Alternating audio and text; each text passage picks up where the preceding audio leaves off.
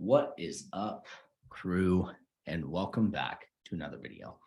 If you're here, I want to appreciate you for coming back and welcome back. Today, we're going to talk about how to become a better man. In a world where we are consistently villainizing men as well as letting boys be boys, I think that it is prudent and crucial that we have this conversation. Now, being a good man in the context of being a good man has to take into consideration your role as a man and what it means to really be a man. For thousands of years, you've been a provider and a protector, and the Roman view of manliness was virtuous, or the pursuit of excellence in all things. Now, the definition is the foundation of this video. You're a provider and a protector. Now, don't let a confused society tell you otherwise. You're also here to pursue excellence with courage, honor, and character. To be anything less or to aim for anything less is the waste of the time you have here. The speed at which you become better is entirely up to you. It's a choice, and it's a change in perspective and an improvement of review of yourself that will ultimately make you a better man. I'm just going to jump right into it with number one. Rest less and let others do it more. Being a man shouldn't be easy. Rest is something you can do without. It's a simple decision to fill your time with work, chores, reading, or simply taking the chores that others have to do and doing them yourself. Guys reading this thinking that being the man, the breadwinner, entitles you to some much-deserved rest are dead wrong. Being a man or being the man means that you're the foundation. You're whom others depend on. Ease isn't in the equation, and it never is. And it realistically never enters it. You're the rock, the bearer of burdens. Now start bearing more, taking on more, giving more to yourself, as well as taking time for yourself when it is crucial and when it is necessary. Which leads me into number two, learning a new skill every month. The ease that we've grown up with, where every solution to our problems can be a cell phone call or a Google search away, has gotten between us. Now, it isn't convenient to do things on your own or to fix things by yourself. It takes patience, and patience isn't abundant in a generation that wants everything right now, including success, fame, value, and happiness. Go the opposite way. Be the guy who can fix things, who can solve his own problems, who's self-reliant. It starts with a single skill. And with that being said, learn a new skill. Number three, adopt a frugal lifestyle. Frugality is simply understanding what's needed and what is not. Too many of us today live our lives on credit. We spend money that isn't ours to impress people we shouldn't impress and to buy into an image that we really don't need. Marketing and advertising, it runs our lives. Our pursuits are image-based, not value-based. So we spend money on things that we really don't need. Realistically, gentlemen, frugality is control. It's having the discipline and the control over your spending habits so that in the long run, you're going to have a hell of a lot more money to do the things you want to do and to have the freedom from the financial stress that now plagues so many. Being a good man is being fiscally responsible. Boys can spend their money on stupid things. Men can't. This leads me to number four, do what you need to do to pay the bills. If you can't pay the bills, get another job. If you still can't pay the bills, get a third. Life can be brutal. It can suck. But whatever the situation that you're in, we have to come through. The only way out is through. For some, that may mean getting a number of jobs. Now, I remember growing up, I had a handful of different jobs to make ends meet. I also was not taught financial literacy. But realistically, guys, the bills have to be paid. They won't go away, and they cannot be wished away. Whatever has to be done to pay them has to be done. So just do it.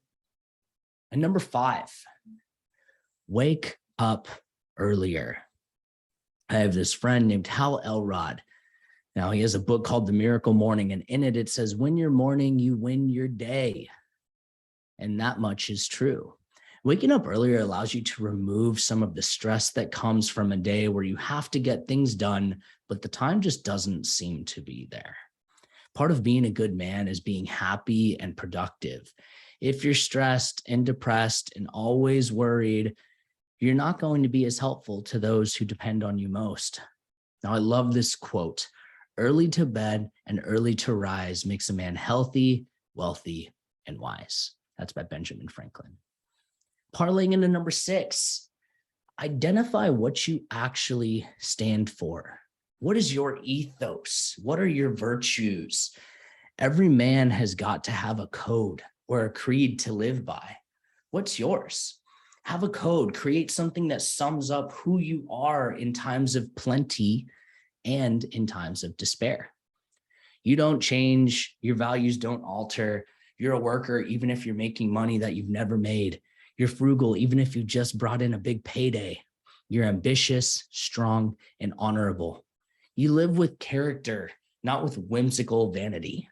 You're grounded and others depend on you because of who you are day in and day out. Your values don't change. You are consistent.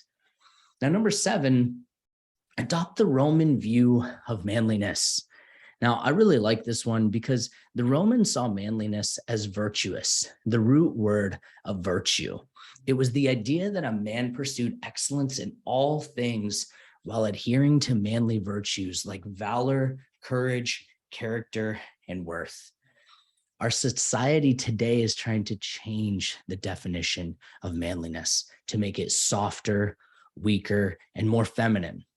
Although there is nothing remotely wrong with the view of manliness that existed 2,000 years ago, in fact, as an individual, you're far more likely to help others, to be of value to others, and to raise a good family and to become a good man if you adhere to the ancient view of manliness, rather than curbing who you are to become softer and more dependent on others. There is no independence in dependency, gentlemen. Be a man before you think about becoming a good man. Our society's idea of an evolved masculinity will leave generations feeling as though they're not fulfilling their role. It will leave men feeling left out and useless. Don't go down this foolish road. Stick to what worked for thousands of years, that built great and free nations and conquered the evil ones. Which leads me into number 8, practice being good at being a man.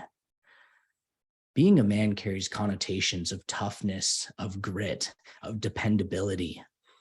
Being good is important. Being loving and caring are necessary attributes of being human. But to be a man, you also have to be tough, gritty, and willing to do the things that others don't want to do. You have a difficult role, gentlemen. Be up for it. And number 9, become an essential. Spend your time being where you are. If you're with your kids, put your phone away. If you're working, work. If you're playing, play. Make time for the truly important things in your life. When you're dying, you're not going to look back and wish you'd made a couple more bucks. You're almost exclusively going to wish you'd spent more times with your kids and more time traveling or living. Know what's important, write it down, then block off time in your day every day for the important things. Work's important too. And with that being said, own your time. Take ownership over your time. Which brings me into number 10 and my final point. Train your fingers for war. That does not just mean physical war. That means psychological war. Train your proverbial fingers and your literal fingers. At your core, as a man, you are a protector.